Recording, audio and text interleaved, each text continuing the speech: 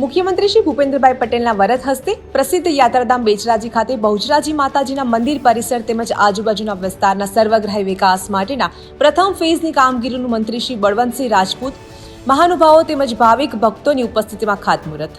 પ્રથમ ફેઝની કામગીરી અંતર્ગત ₹76.51 કરોડના ખર્ચે ભવ્ય નૂતન મંદિરનું પુનર્નિર્માણ કરીને શિખરની ઊંચાઈ 86.1 ફૂટ ઊંચાઈ સુધી વધારવામાં આવશે.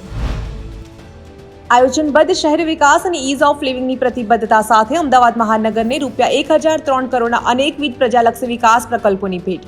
કેન્દ્રીય ગૃહ સહકાર મંત્રી શ્રી અમિતભાઈ શાહના વરદ હસ્તે નવનિર્મિત ઓક્સિજન પાર્ક, સ્વિમિંગ પુલ અને gymnasium, sewage treatment plants, EWS આવાસો, smart school, urban health centre, pink toilets, આંગણવાડીઓ તેમજ બ્રિજના નિર્માણ કાર્ય સહિત વિવિધ વિકાસ કાર્યોના લોકાર્પણ તેમજ ખાતમુહૂર્ત કરાયા.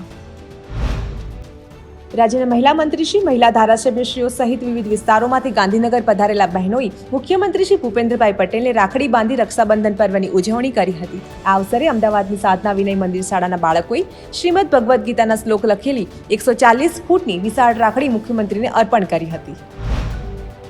મુખ્યમંત્રી શ્રી ભૂપેન્દ્રભાઈ પટેલે સ્ટેચ્યુ ઓફ યુનિટી એકતાનગર ખાતે વડોદરાને જોડતા રસ્તાને હાઈ સ્પીડ કોરિડોર તરીકે વિકસાવવાના કામો માટે ₹381.16 કરોડની મંજૂરી આપી. વિકાસ ભી વિરાસત ભીના ધ્યેય મંત્ર સાથે રાજ્યમાં અનેક ધાર્મિક અને ઐતિહાસિક સ્થળોને ટુરિસ્ટ ડેસ્ટિનેશન તરીકે વિકસાવવામાં આવી રહ્યા છે. ત્યારે બેટ દ્વારકાનો વર્લ્ડ ક્લાસ સ્તરે વિકાસ કરવામાં આવશે, જે માટે પ્રથમ તબક્કામાં ₹150 કરોડની ફાળવણી કરવામાં આવશે.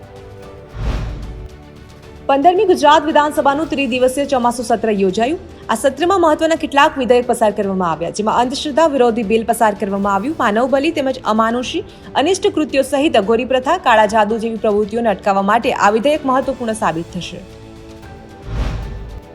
સ્વર્ણિમ જયંતિ મુખ્યમંત્રી શહેરી વિકાસ યોજના અંતર્ગત વડોદરા મહાનગરમાં રિંગ રોડના નિર્માણ માટે ₹316.78 કરોડની ફાળવણી કરવામાં આવી. આ રિંગ રોડના નિર્માણથી ટ્રાફિક ભારણ ઘટવા સાથે રિંગ રોડના ફરતે અને આસપાસના વિસ્તારોમાં વિકાસને નવી ગતિ મળશે.